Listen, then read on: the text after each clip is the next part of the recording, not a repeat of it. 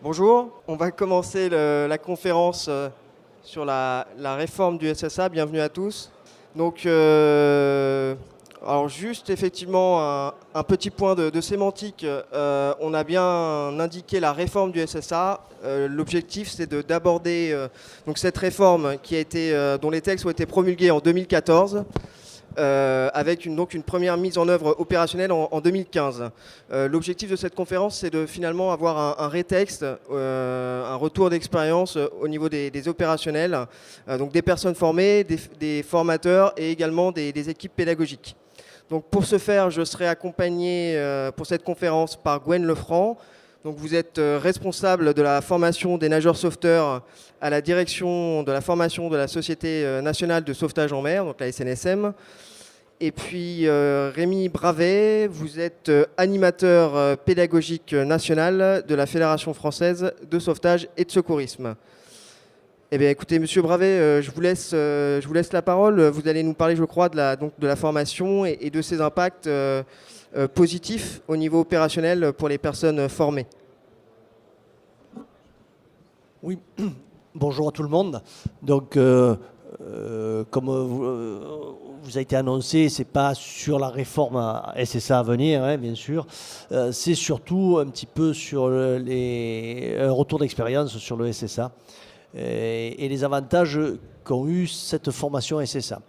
Avec, bien sûr, comme toute première mouture, des imperfections, des aménagements et des améliorations qui sont à faire et à venir. Sachant on en parlera. Voilà, on en parlera sûrement. Et sachant que le SSA, le gros avantage qu'il y a eu lorsque le SSA a été mis en place, c'est malgré tout une uniformisation des compétences à acquérir pour les nageurs sauveteurs qu'on allait placer sur milieu naturel, que ce soit aussi bien en eau intérieure que sur le littoral.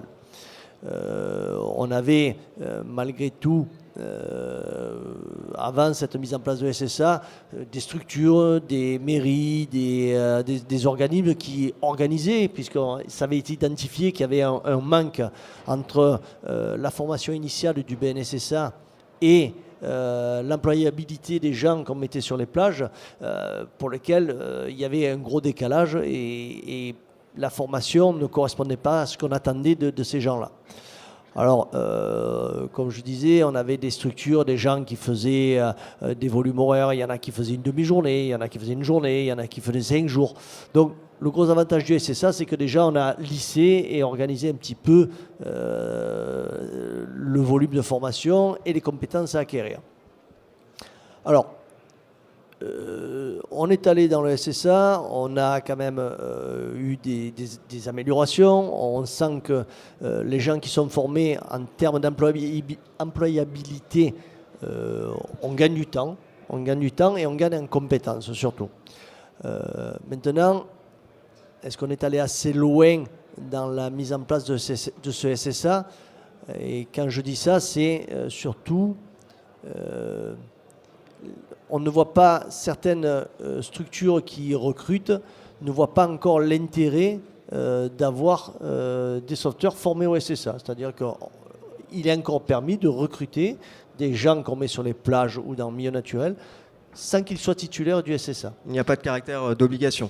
Pour l'instant, il n'y a pas de caractère d'obligation et c'est un petit peu ce qui est dommageable. Alors, peut-être que lorsque ça a été créé, il aurait peut-être fallu laisser, et ça c'est une remarque, il aurait peut-être fallu laisser un temps pour dire, ben voilà, à terme, il faudra recruter des gens formés, et on n'a pas eu cette notion-là actuellement.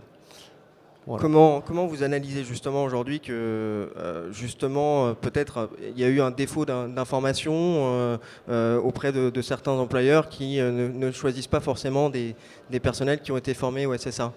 Comment vous analysez ça? Je pense que alors souvent ce sont les communes qui recrutent, hein, bien sûr, et bon, les maires ne sont pas forcément toujours, ils connaissent pas tous les tenants, les aboutissants, parce qu'ils ont tellement de choses à gérer.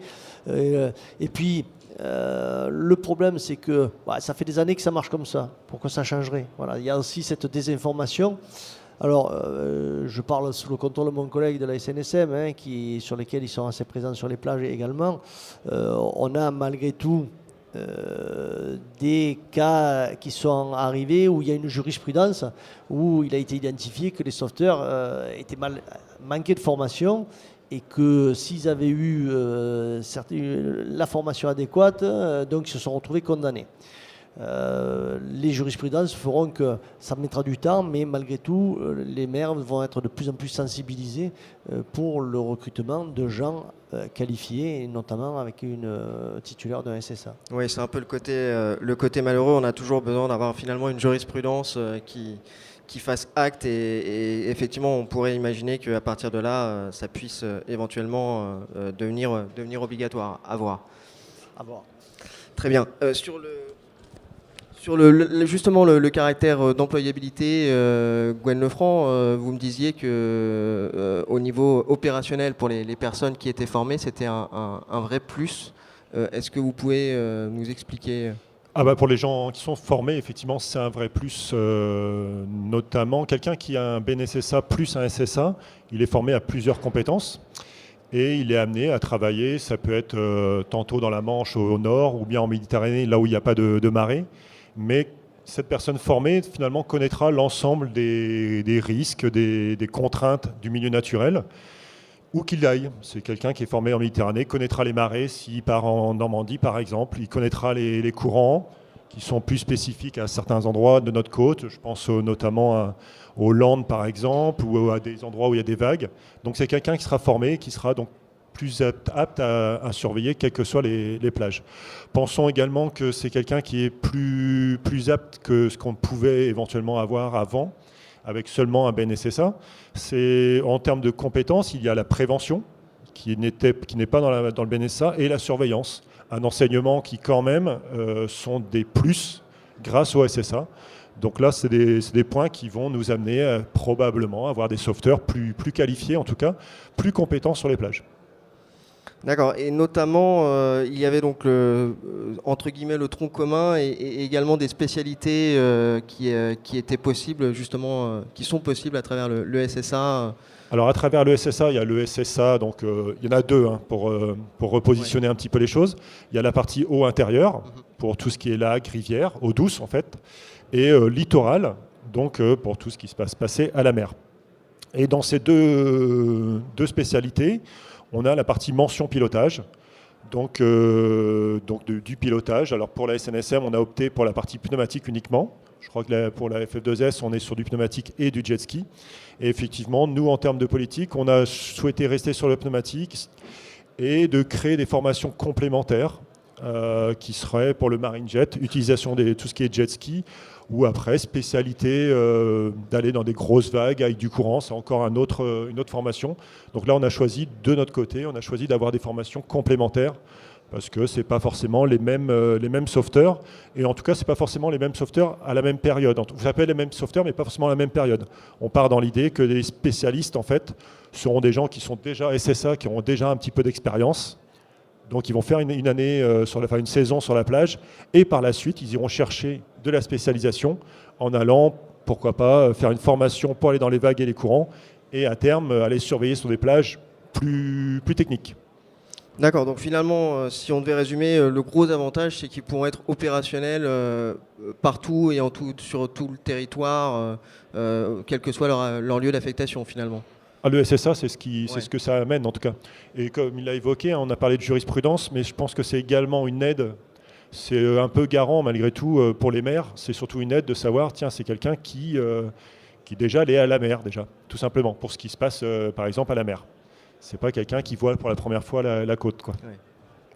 D'accord, donc effectivement avec des sauveteurs qui sont directement opérationnels, ce qui n'était pas forcément le cas justement avec des gens qui avaient le BNSSA et qui devaient finalement, lorsqu'ils arrivaient sur les plages notamment, encore se former et qui donc n'étaient pas directement opérationnels. Alors tout à fait, c'est le BNSSA. Alors réglementairement, pour surveiller une plage, il faut le BNSSA et le PSE1. Aujourd'hui, celui qui sera SSA, s'il a la mention pilotage, il devra en plus avoir le PSE2.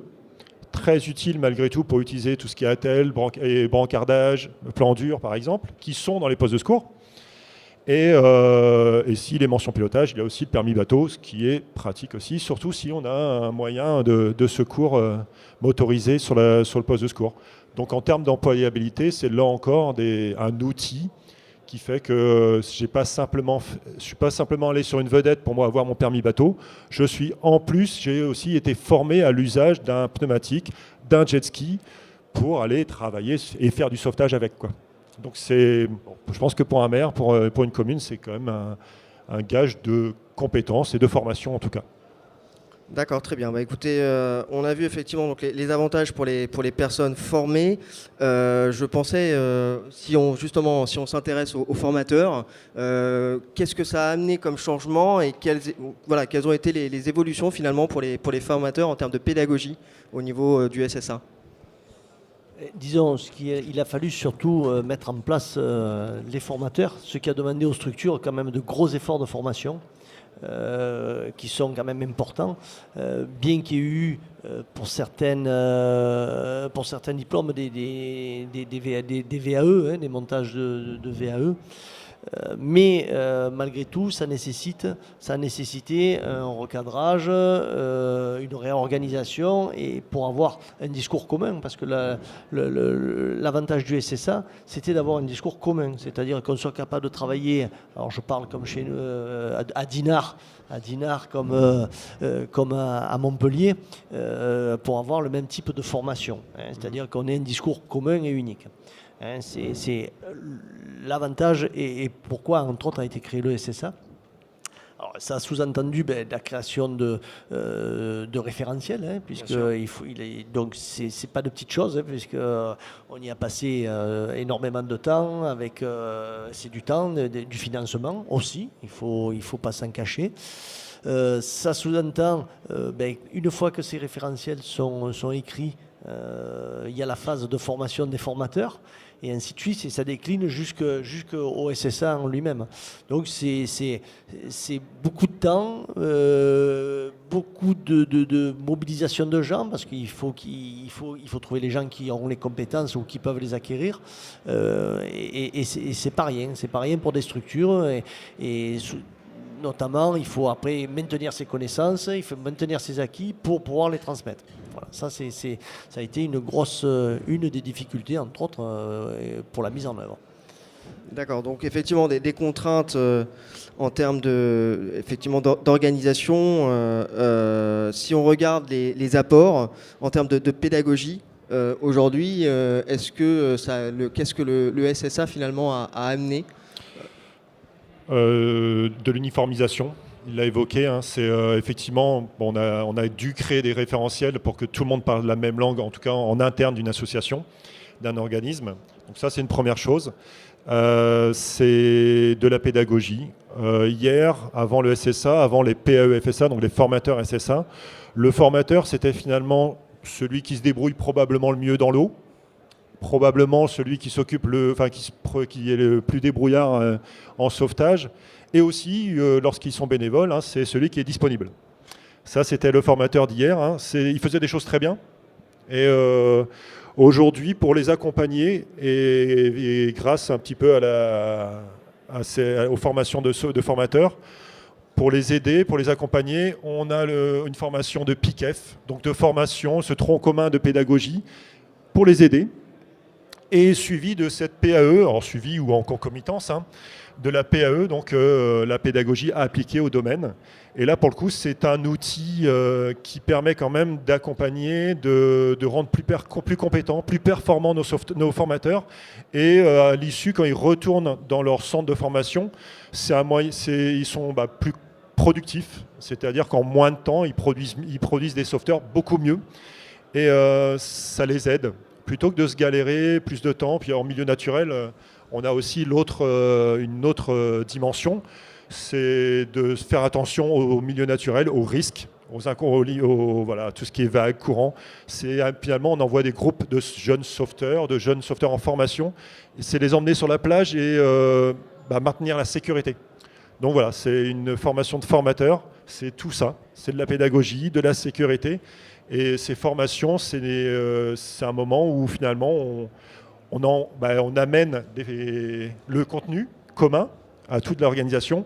On emmène cette PEDA, on envoie la sécurité, et à terme, quand c'est dispatché dans chacun des centres de formation où on dispense le SSA, c'est de la qualité. C'est tout simplement de la qualité, de la productivité. Et pour le coup, quand c'est des bénévoles, c'est bien de penser au temps qu'on passe sur la plage à enseigner, quoi. D'accord, donc si je vous suis bien, effectivement, plus simplement un savoir-faire technique, mais également ce volet pédagogie et Tout à fait, avec vraiment des formateurs pédagogues, et ce volet-là qui aujourd'hui est très important. Tout à fait, avec la contrainte, ou la limite, on va dire, qu'a évoqué, c'est d'avoir des formateurs déjà, des formateurs de formateurs, qu'il va falloir garder, conserver. C'est un petit peu la limite finalement du SSA, et ce qui nous amènera un petit peu après. Mais nos formateurs de formateurs, il faudra qu'ils restent toujours actifs et qu'ils aient toujours leur BNSSA. C'est que les années vont passer et on a une forme de DLC un petit peu sur nos formateurs. C'est que le temps passant, on aura parfois des formateurs qui n'auront plus le temps de s'entraîner ou qui n'auront plus l'envie. Et il y aura le BNSSA, ce fameux recyclage, et peut-être qu'on aura une DLC de nos formateurs de formateurs, ce qui va nous amener à une certaine limite en fait. Une forme de contrainte. D'accord, bah écoutez, alors on avait prévu effectivement, on en parlera après de ces limites. Notamment, on en a parlé un petit peu sur les documents nouveaux, sur les référentiels techniques. Est-ce que vous pouvez nous expliquer un petit peu quelles sont les spécificités à la FF2S, justement, sur ces nouveaux documents? Qu'est-ce que ça a impliqué finalement le SSA? Bien, disons, ça impliquait déjà pour la création de ces référentiels techniques, eh bien, une réunion des compétences de chacun, parce que on a l'avantage d'un maillage national comme d'autres structures, c'est d'avoir des compétences dans chaque région de la France avec des particularités. Et il a fallu donc se réunir pour établir des règles un petit peu pour ces référentiels techniques. Après, on n'a pas inventé l'eau chaude, ou comme je dis de façon humoristique, la machine à centrer les bananes. On a mis par écrit ce que les gens pratiquaient, mais sans avoir concrètement d'écrit. Je pense que ça a été la grosse particularité de ces référentiels techniques, c'est qu'avant, les gens faisaient appliquer des techniques, plus ou moins dans n'importe quelle structure, mais il n'y avait rien d'écrit concrètement. Et ça a été le gros travail qu'il a fallu mettre en place, c'est-à-dire l'écriture de ces référentiels techniques, l'écriture d'une procédure, comment on l'utilise. Et ça a été vraiment un gros travail qui a été important. Maintenant, l'avantage c'est écrit. Il y a toujours des améliorations à avoir, parce que ça, c'est en perpétuelle évolution. C'est aussi des évolutions avec le matériel, puisque le matériel évolue. Et ça, d'ailleurs, c'est pour ça que les référentiels sont régulièrement révisés et revus. D'accord. Et donc, effectivement, Gwen à la SNSM, est-ce qu'il y a eu aussi des particularités, des problématiques Ça a été réalisé pareil, des groupes de travail de bénévoles. On a récupéré les vieux référentiels écrits et les manuscrits des années 80, 90, les polycopiés, etc. Des trucs plus récents, et on a compilé tout ça. On allait voir ce que faisaient les autres, que ce soit en France ou à l'étranger. On allait voir ce qu'ils faisaient en piscine. On a notamment vu un petit peu sur la surveillance. Il y a des recherches, notamment avec Pascal Lebien là, de Poitiers, certaines recherches de qu'est-ce que la surveillance. Donc on allait voir, parce que finalement c'était des compétences qu'on n'enseignait pas plus que ça avant. Donc on a complété en tout cas avec des recherches universitaires, et puis voilà, tout ça on a compilé, et aujourd'hui effectivement on a ce document qui... Alors nous on l'a construit principalement en direction des formateurs, et chacune des techniques on a essayé d'écrire les techniques en mode QPACR pour que nos formateurs de premier secours ne soient pas perturbés. Et que ça nous aide. En fait, c'est un document qui nous permet aujourd'hui de former les formateurs, principalement. mais qui sert aussi aux opérateurs ou SSA. Donc ça a été une évolution et voilà, on a recherché à s'améliorer encore une fois. Donc si ça nous mène à nous améliorer, c'est une bonne chose. Ouais. Tu disais notamment des sources d'inspiration peut-être à l'étranger. Est-ce qu'il y a quels sont les pays finalement qui ont pu peut-être vous servir entre guillemets de modèle ou de... Alors on a les Anglais, ils sont forts, très forts. La RNLI est très forte en termes de documentation, donc c'est toujours intéressant de voir ce qu'ils font. Les Canadiens, en termes de surveillance, ils ont fait beaucoup de recherches, ils sont très, très forts dessus. Et alors je reviens sur Pascal Lebien de Poitiers, qui lui-même fait beaucoup de recherches. Donc là, on est pour la France, hein, mais qui fait beaucoup de recherches dans le domaine de la surveillance, plus en milieu piscine, mais qui là nous permet aussi d'avoir des sources et une compilation d'informations qui nous mènent à nous poser des questions et à piocher dans ce qui nous semble intéressant et transposable au milieu naturel. Rémi Bravet, vous parliez notamment de l'Australie, du modèle australien. Disons, nous, la particularité en plus, c'est qu'on a le sauvetage sportif, qui est une discipline, et qui est énormément pratiquée en Australie, enfin les pays un petit peu anglo-saxons. C'est vrai que les pays anglo-saxons sont là-dessus étaient en avance sur nous. Hein. Et donc, comme la SNSM, on a utilisé un petit peu, on a recherché et on a étudié un petit peu les techniques qui étaient déjà en place parce que ce qu'ils faisaient était très bien, donc on les a adaptés, on les a utilisés. Et c'est vrai que nous, de par notre discipline sportive, le sauvetage sportif, on a quand même des liens privilégiés avec les Australiens et les pays un petit peu en pointe là-dessus et on s'est inspiré sur pas mal de techniques étrangères. Juste pour la partie documentation, si vous souhaitez le feuilleter, le document, il sera sur le stand SNSM et vous pourrez trouver également sur le site internet SNSM dans Actu, je crois, Nageur Sauveteur. Vous trouverez 3 modules, les 3 modules techniques, donc de sauvetage à la nage. Donc vous pouvez les télécharger, sauvetage en planche de sauvetage et en pneumatique, si toutefois ça vous intéresse. Très bien. On a parlé un petit peu de l'employabilité. Donc effectivement, on a bien compris que toutes les mairies ne sont pas au courant aujourd'hui et que tous les employeurs potentiels ne font pas appel à des SSA. Est-ce qu'on peut dire néanmoins que ça commence à bouger et que les employeurs sont sensibles justement avec quand même un effort qui serait fait? Comment c'est constaté sur le terrain? Bien, le constat est fait par un apport de connaissances, parce que souvent c'est lié par une méconnaissance de ce diplôme, de cette formation qui permet d'avoir des gens tout de suite opérationnels. Je pense que ça passe par de la communication.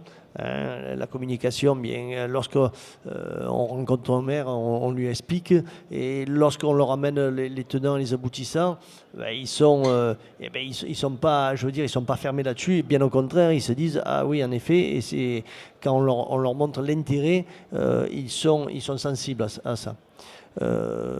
Alors. Certaines communes ou certains employeurs, eux, malgré tout, comme ça fait des années que ça se fait, ça marche, il n'y a pas de raison que... Mais ça passe vraiment par de la pédagogie, de l'explication et de la communication. Et je pense que ça aboutira et ça mettra un certain temps, mais c'est comme ça que ça va progresser. Ouais, ça va nécessiter du temps. Du coup, je vous pose une question volontiers un peu provocatrice, mais... Est-ce que finalement pour raccourcir ce temps-là, il ne faudrait pas justement passer par un caractère un petit peu plus contraint et d'obligation ou est-ce que vous pensez que le modèle incitatif doit prédominer encore aujourd'hui? Je crois que la question avait été posée il y a 2 ans avec Denis de la FNMNS et Christian Poutriquet de la FF2S et la réponse qu'on avait donnée à ce moment-là, c'était il faut que ça soit obligatoire. Probablement qu'il faut aller vers... le SSA nous a aidé, je pense, en termes d'associatif, d'amener, on l'a dit, vers de meilleures compétences, vers de meilleures choses. Donc ça, peut-être qu'il faut que ça se passe par étapes. C'est peut-être dire, pourquoi pas dire, d'ici 5 ans, il faut, messieurs les maires, on va l'inciter. Pourquoi pas mettre un taux, dire dans chacun des postes de secours, il vous faudra au minimum tant de SSA. Voilà, c'est un moyen. Après, il y a un devoir de moyens pour une commune, hein, c'est d'avoir des gens formés et qui connaissent, alors, soit le para-SSA, ou alors qui connaissent le lieu où ils vont travailler, mais connaître le milieu naturel, donc des gens formés. Et ils ont un devoir de moyens, donc après, c'est à eux aussi de se donner les moyens d'embaucher les personnes qui sont formées. Maintenant, effectivement, ça peut se passer en tout cas par étapes. D'accord. On a parlé alors très très rapidement des contraintes et des limites du SSA. Rémi Bravet, est-ce que vous pouvez nous dire effectivement quelles ont été finalement les principales contraintes, et en se disant voilà, si on devait se projeter, quelles seraient les pistes d'amélioration possibles selon vous qu'il faudrait travailler à l'avenir? Les contraintes ont en partie été évoquées, c'est-à-dire que l'encadrement qui est quand même conséquent lorsqu'on organise une formation. On a des contraintes bien sûr de matériel, on a des contraintes d'encadrement qui sont importantes, parce que ce sont des stages qui sont un petit peu lourd en logistique à organiser, parce que déjà ça se passe en extérieur, il faut jouer la sécurité, on a beaucoup d'éléments qui permettent, qui entraînent quelques difficultés d'organisation. Ça, ce sont des contraintes que l'on arrive à gérer, mais qui sont quand même importantes. Et comme l'évoquait mon collègue, c'est l'encadrement qui doit se maintenir à jour, qui doit maintenir lui-même ses compétences, et qui, bien sûr, ça sous-entend de la formation encore à nouveau à mettre en place. Et voilà, ce sont des contraintes vraiment de matériel, de temps et de formateurs, tout ça. Enfin, je laisse la parole à mon collègue qui a lui aussi un avis. Non, on a évoqué cette fameuse DLC du formateur et du formateur de formateur. Est-ce que du coup, vous pensez qu'il faudrait assouplir peut-être justement ce modèle-là, ou au contraire en rester au modèle qu'on a là, en se disant que voilà, c'est un gage aussi de qualité Alors assouplir, je ne sais pas si c'est le terme, mais l'adapter, probablement. Il y a sûrement des choses à réaliser, effectivement, dans la formation des formateurs, peut-être, ou en tout cas pour les formations continues, peut-être simplifier, adapter des choses. C'est aussi pour nous, en tout cas en termes d'organisation, ça veut dire qu'actuellement, dans la situation actuelle, c'est à nous de nous adapter. Et ça demande, on a évoqué, du temps et de la logistique et des déplacements, du transport, de la disponibilité des formateurs. Jusqu'à présent, on faisait de la formation continue en local. Et aujourd'hui, avec les taux d'encadrement, notamment pour les formations continues, ça nous demande de nous réorganiser et de faire du régional. Et ça demande de la disponibilité, et avec tout ce qui va avec, logistique, argent, etc. Donc c'est un cadre, une réorganisation qui a sa contrainte, on l'a évoqué, ses limites, mais aussi, on ne va pas cracher dessus, hein, mais ça a aussi de l'enrichissement. C'est aussi mixer un petit peu les différents lieux de formation et amener de la richesse, parce que finalement, quand on mélange un petit peu les gens, on enrichit aussi les connaissances. Donc c'est à double tranchant. Il y a du plus et des complications. Très bien. Alors au niveau, donc il va y avoir des évolutions sur le SSA. Justement, je vous repose un peu la question. Quelles seraient pour vous les évolutions, ou quels seraient les changements que vous souhaiteriez voir éventuellement justement dans cette réforme? Si vous aviez des messages à faire passer, c'est le moment. On ne sait pas si on sera entendu, mais ce qu'on peut espérer en tout cas, c'est notamment nous donner des informations sur les passerelles depuis le SSA au intérieur vers le littoral, quelqu'un qui est déjà eau intérieure, combien de temps il va avoir en forme de diminution de temps de formation s'il passe au littoral. Ça, c'est des premières choses qu'on peut imaginer. C'est un peu clarifier un petit peu la situation de j'ai passé mon SSA sans la mention pilotage. Je dois passer uniquement la mention pilotage. Aujourd'hui, dans le texte, ce n'est pas clairement évoqué. Voilà, donc de la clarification dans ce sens-là, c'est des choses qu'on peut espérer. Et cette passerelle, pareil, j'ai eu une mention pilotage eau intérieure. Combien de temps je dois être formé au pilotage en milieu littoral? Voilà, savoir, c'est ce genre de clarification, d'évolution qu'on peut espérer. Ouais.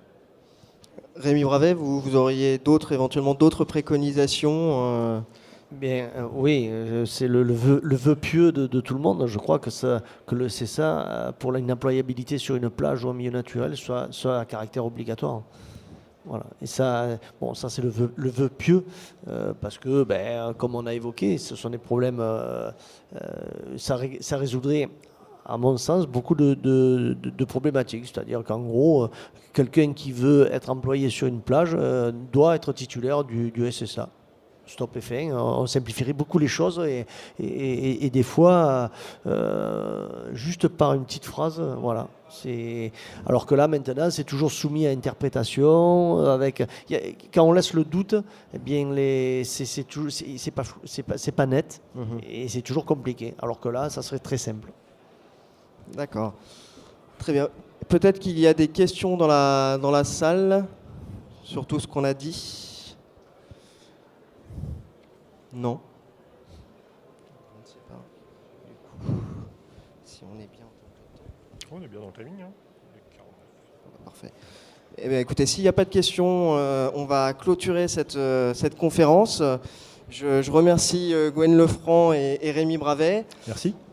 Et puis, écoutez, on va enchaîner sur la prochaine conférence qui se tiendra d'ici 10 minutes et qui sera consacrée à la Grande Cause nationale 2017 sur le sauvetage en mer avec un bilan de la SNSM. Merci à vous tous.